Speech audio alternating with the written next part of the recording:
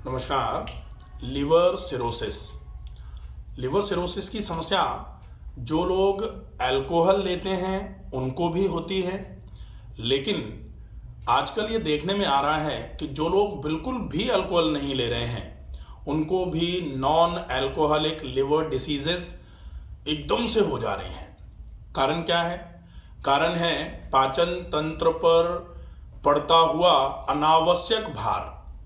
पाचन की व्यवस्थाएं लंबे समय तक जिनकी खराब रहती हैं, जो लोग अपने पाचन तंत्र को देखते हुए भोजन नहीं लेते हैं, गरिष्ठ भोजन, ज़्यादा बार भोजन और व्यायाम की कमी, ये एक तरीके से मूल कारण माने जा सकते हैं जिससे आपका पाचन तंत्र ओवरलोडेड फील करता है और उसकी वजह से लिवर पर भी धीरे धीरे करके ज़्यादा जोर पड़ना चालू होता है और लिवर की समस्याओं में फैटी लिवर से लेकर के हेपेटोमेगैली हो गई या फिर धीरे धीरे करके फैटी लिवर ग्रेड 2, ग्रेड 3 और धीरे धीरे करके लिवर पर फाइब्रोसिस आना चालू होती है, तो लिवर फाइब्रोसिस और अंत में जाकर के लिवर सिरोसिस की समस्या आना चालू हो जाती है।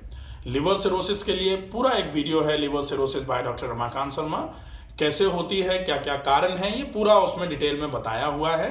तो आज हम यहाँ बात करेंगे योगा फॉर लिवर सिरोसिस। इस विषय पर हमारे साथ डेमो के लिए उपस्थित हैं डॉक्टर रेणुका कुमावत। ये आपको आसनों को किस तरीके से करना है इसका डेमो देंगी। सबसे पहले हम एक चीज आपको बताना चाहेंगे कि जब भी बात योग की होती है तो योगा फॉर लिवर सिरोसिस जब टॉपिक आया है तो योगा करने के लिए अपने आप को तैयार किया जाए सबसे पहले।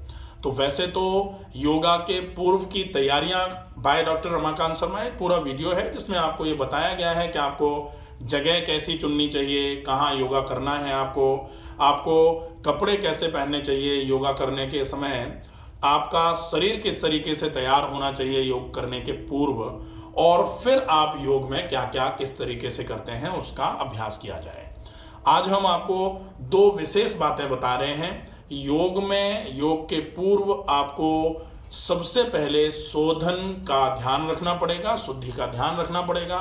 जिस तरीके से कहीं कोई पूजा या कुछ भी हम करते हैं, गृह प्रवेश करते हैं, उसमें हम सबसे पहले शुद्धि करते हैं, सफाई करते हैं, झाड़ू लगाते हैं, पोंछा लगाते हैं। पहले जब पोंछा नहीं लगाने का ट्रेंड था तब पहले गाय के गोबर से लिपाई की जाती थी पूजा या गृह प्रवेश के पूर्व में। ऐसे ही जब आप योग का अभ्यास करना शुरू करते हैं उसके पूर्व शरीर की शुद्धि की आवश्यकता होती है। तो शुद्धि में बेसिक जो चीजें हैं दो हैं। एक तो हो जाएगा आप जल नैति का अभ्यास कर लें, दूसरा आप नस्य का अभ्यास कर लें। ये अति आवश्यक चीजें हैं। इसके पूर्व ये तो सबको पता ही है कि योग खाली पेट किया जाता है, तो मोशन जाने के बाद ही योग होगा। सवेरे सवेरे यदि आप कर रहे हैं तो ब्रह्म मुहूर्ते उत्तिष्ठे उषापानम मल विसर्जनम दंत धावनम, ये तो बोला ही जाता है कि आप जगें, पानी पिएं, मोशन जाएं, मंजन कर लें, उसके बाद नैति कर लें, नस्य कर लें और उसके बाद फिर आप योग के अभ्यास के लिए अपने शरीर को तैयार कर सकते हैं। योग के अभ्यास में आप सबसे पहले लूजनिंग एक्सरसाइजेज जिसको शिथिलीकरण व्यायाम बोला जाता है, जोड़ों का व्यायाम बोला जाता है। यदि आसनों के अभ्यास के पूर्व आप पूरे शरीर के जोड़ों का व्यायाम कर लेते हैं तो बहुत अच्छा होता है।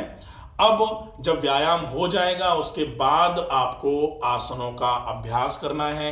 अब इस समस्या में जो लिवर सिरोसिस की समस्या है इसमें आपको कौन से आसन करने हैं, उन आसनों को किस तरीके से किया जाएगा, कितनी देर आप आसन को होल्ड कर सकते हैं, इसके लिए हमारे साथ उपस्थित डॉक्टर रेणु को हम रिक्वेस्ट करेंगे कि आप एक बार स्टैंडिंग सीरीज के आसनों के डेमो के लिए सीधे खड़े होके करने वाले आसनों का डेमो करना है तो सीधे खड़े हो जाएंगे। सबसे पहला आसन जो लिवर सिरोसिस में हम करेंगे, आसन का नाम है अश्व संचालन आसन। अश्व संचालन आसन भी बोला जाता है, इसको अश्व संचालन आसन भी बोला जाता है। इसके लिए सबसे पहले आप दोनों पैर मिला करके खड़े हो जाएंगे, दोनों पैर आपस में मिले हुए, दोनों हाथ शरीर के बगल में। अब अश्व संचालन आसन, चूंकि हम जब सूर्य नमस्कार करते हैं तो सूर्य नमस्कार में चौथे नंबर का जो आसन है उसको हम अश्वसंचालन आसन बोलते हैं। तो हम सूर्य नमस्कार के ही पैटर्न में अश्वसंचालन आसन का अभ्यास करेंगे। सबसे पूर्व हमें क्या करना है, श्वास भरते हुए दोनों हाथों को ऊपर की ओर उठाया, श्वास भरते हुए दोनों हाथों को ऊपर की ओर उठाया, श्वास छोड़ते हुए दोनों हाथों को दोनों पैरों के बगल में जमीन पर लगाना है। श्वास छोड़ते हुए दोनों हाथों को कमर से आगे झुकते हुए दोनों हाथों की हथेलियों को दोनों पैरों के पंजों के बगल में लगा लेना है। अब यहां से आपको एक पैर को पीछे की ओर ले जाना है, एक पैर को बिना घुटने से मोड़े हुए पीछे की ओर ले जाना है, और जो पैर आगे है उस पैर को घुटने से मोड़ते हुए आपको यहां ये ध्यान रखना है कि आपका जो नी और एंकल है ये बिल्कुल परपेंडिकुलर टू द ग्राउंड होना चाहिए। जैसे आपके दोनों हथेलियों से लेकर के कंधों की स्थिति है, वैसे ही आपके टखने और घुटने की स्थिति होनी चाहिए। आप देख रहे हैं ये है अश्व संचालन आसन। इस आसन का अभ्यास आपके पाचन तंत्र को बहुत मजबूत बनाने का काम करता है, साथ में ये लिवर को एक्टिवेट कराने में भी आपकी बहुत मदद करता है। धीरे से आप आसन से, जब आप इस आसन को कर लें अच्छे तरीके से, आप इस आसन को होल्ड कर लें। होल्ड करने में सबसे पहले आप कोशिश करें 5 से 10 बार लंबी और गहरी श्वास भरते छोड़ते हुए आप आसन को होल्ड करें।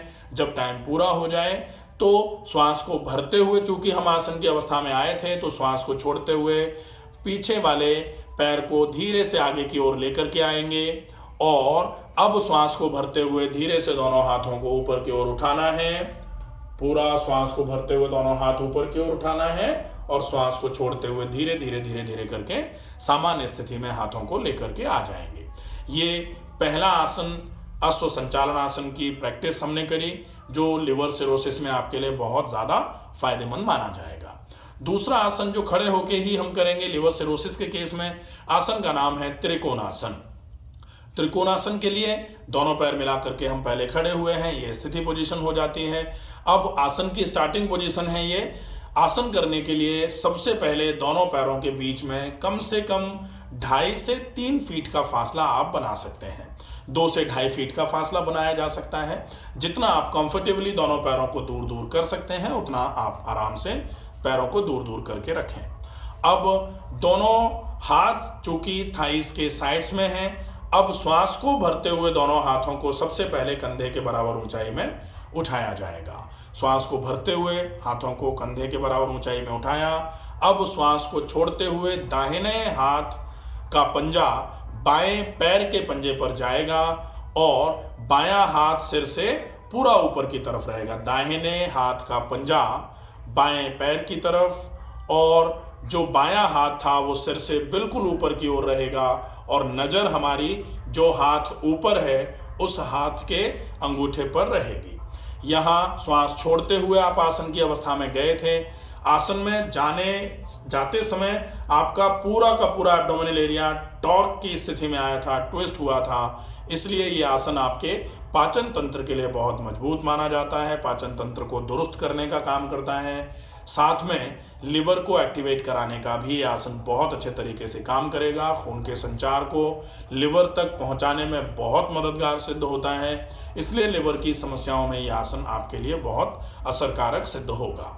श्वास को छोड़ते हुए आसन की अवस्था में गए थे, श्वास भरते हुए धीरे से वापस दोनों हाथों को कंधे के बराबर ऊंचाई तक उठाते हुए वापस आना है, और श्वास को छोड़ते हुए दोनों हाथ धीरे से सामान्य स्थिति में लेकर के आना है। दोनों पैरों को आपस में मिला के खड़े हो जाना है। ये 2 आसन खड़े रह के करने वाले हमने करे। अब हम सुपाइन सीरीज, सीधे लेट करके करने वाले आसनों का अभ्यास करेंगे। सीधे लेट करके करने वाले आसनों के लिए सबसे पहले हम सीधे लेट जाएंगे, पीठ के बल सीधे लेट गए। पहला आसन जो हम सुपाइन सीरीज का इस समस्या में करेंगे, आसन का नाम है पवन मुक्तासन। पवन मुक्तासन आप एक पाद पवन मुक्तासन भी कर सकते हैं, दोनों पैरों से करना होगा आपको।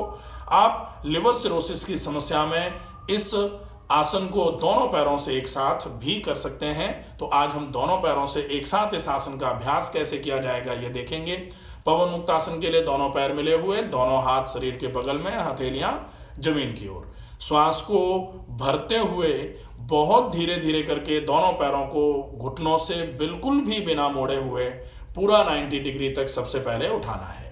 जिन लोगों को कमर में दर्द रहता है, साथ में लिवर की समस्या है, वो लोग दोनों पैर एक साथ नहीं उठाएंगे, तो ऐसे लोगों को इस आसन को एक पैर से करना पड़ेगा। एक पैर पवन मुक्तासन का अभ्यास ऐसे लोगों को करना चाहिए। अब हम देखेंगे दोनों पैर, जिनके कमर में दर्द नहीं था, दोनों पैरों को 90 डिग्री तक उठाया। अब श्वास को भरते हुए उठाया था, तो श्वास को छोड़ते हुए दोनों पैरों को घुटनों से मोड़ना है। श्वास को छोड़ते हुए दोनों पैरों को घुटनों से मोड़ना है।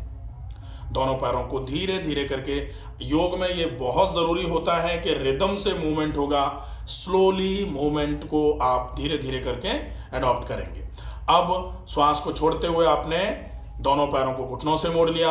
अब श्वास को भरते हुए आप दोनों हाथों को घुटनों पर अच्छे तरीके से ग्रिप कर लेंगे।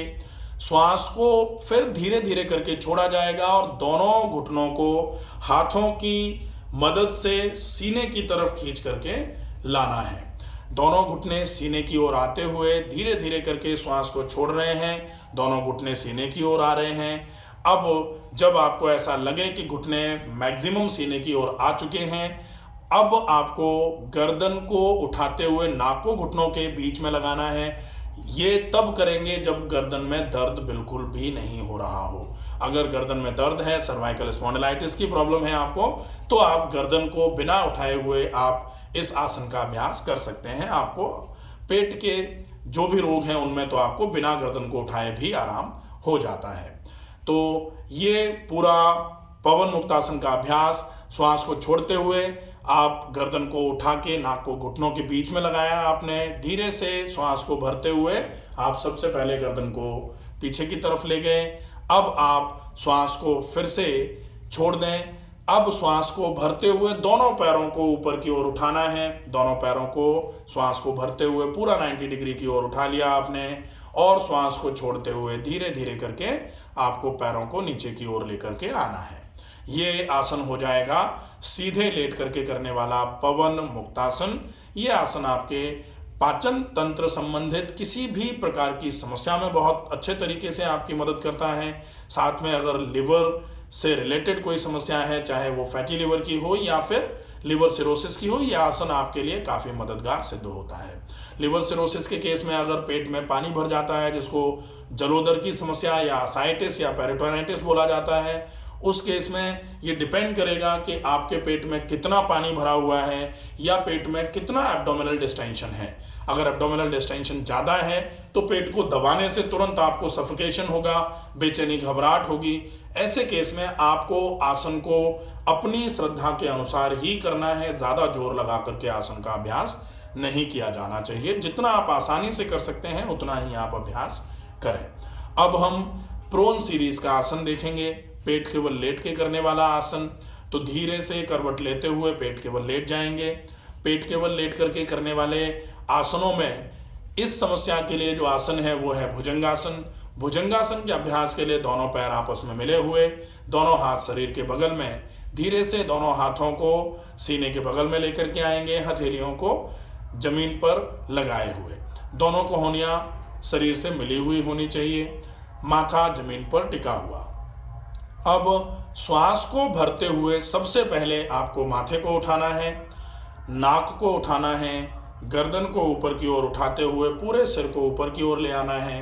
अब सीने के ऊपर के हिस्से को, फिर सीने को, और धीरे से नाभि तक के हिस्से को ऊपर की ओर उठा करके अब आपको यहाँ श्वास को भरना और छोड़ना है। जितनी देर आप आसानी से बिना किसी दबाव, बिना किसी थकान या बिना किसी परेशानी के यहाँ रुक सकते हैं इस अवस्था में, उतनी देर रुका जाए।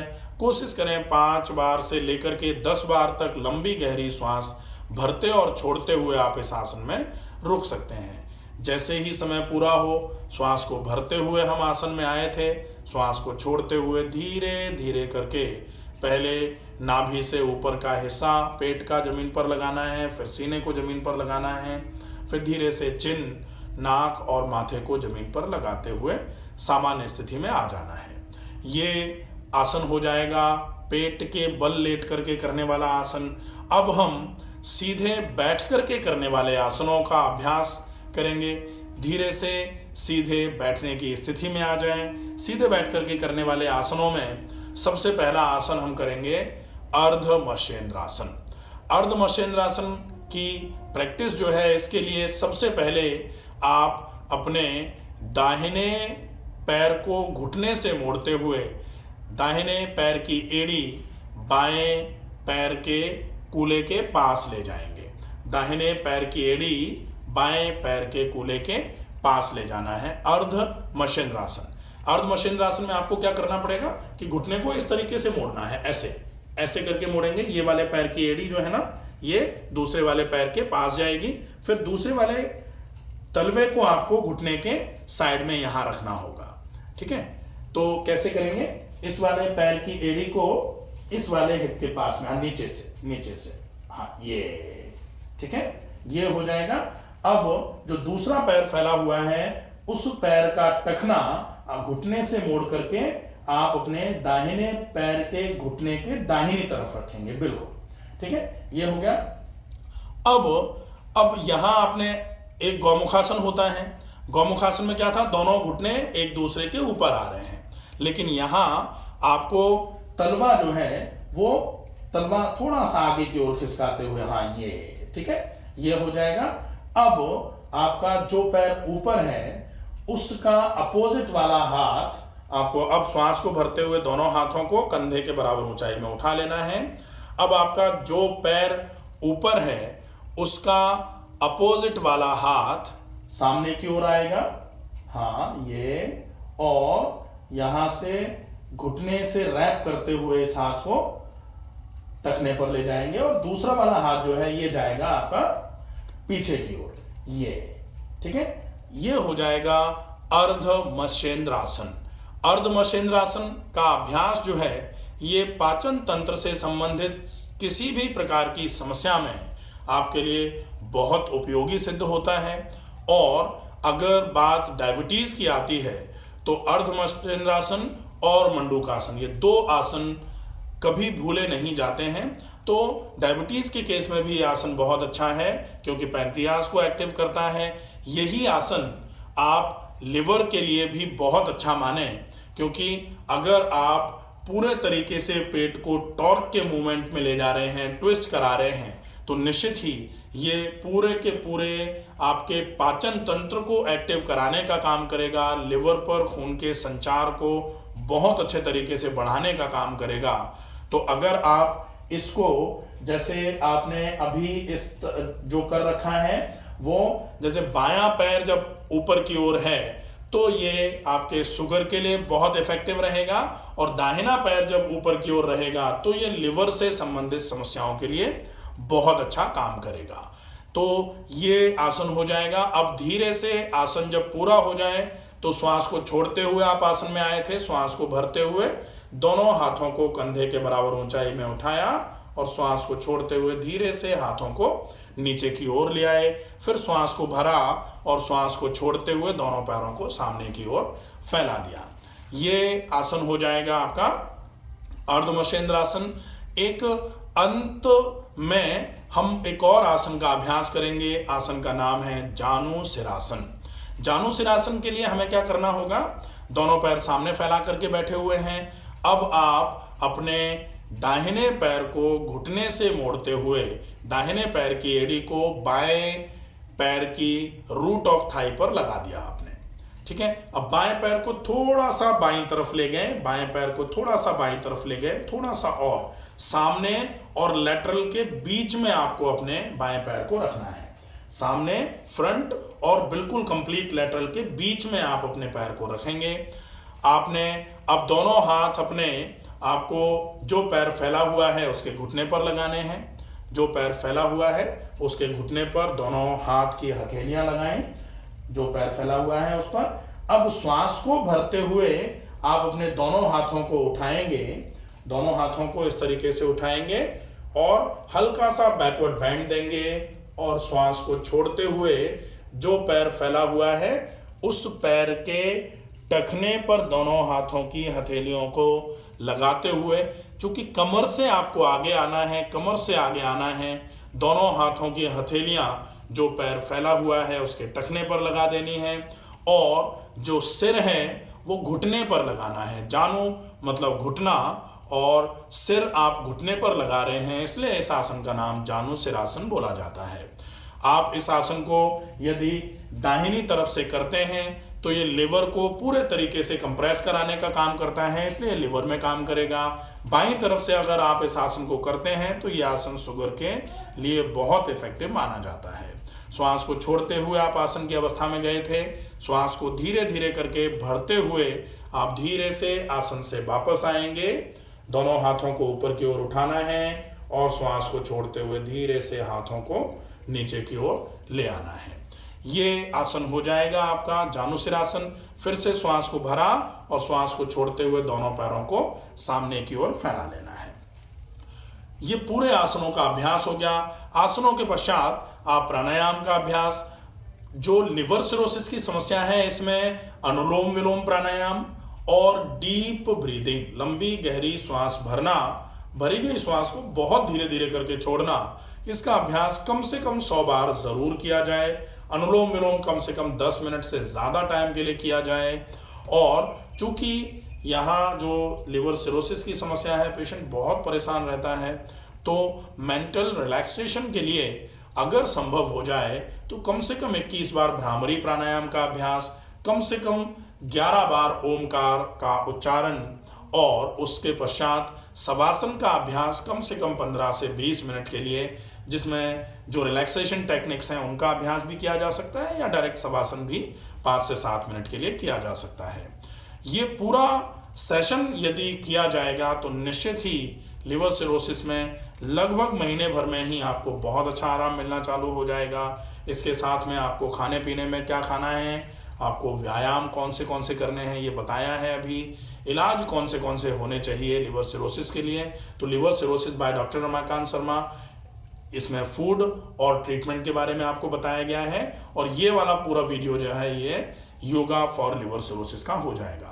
आशा है ये वीडियो आपको समझ में आएगा। ज़्यादा से ज़्यादा ऐसे लोगों तक इस वीडियो को पहुंचाया जाए जो लिवर सिरोसिस की समस्या से जूझ रहे हैं, या फिर जिनके परिवारीजन लिवर सिरोसिस जिनको हुआ है उनके लिए बड़े चिंतित हैं। ऐसे लोगों तक अगर इस वीडियो को पहुंचाया जाएगा, इस वीडियो में बताए गए आसनों का अभ्यास करके निश्चित ही लिवर सिरोसिस में बहुत अच्छा लाभ लिया जा सकता है। स्वस्थ रहिए, सुरक्षित रहिए। धन्यवाद।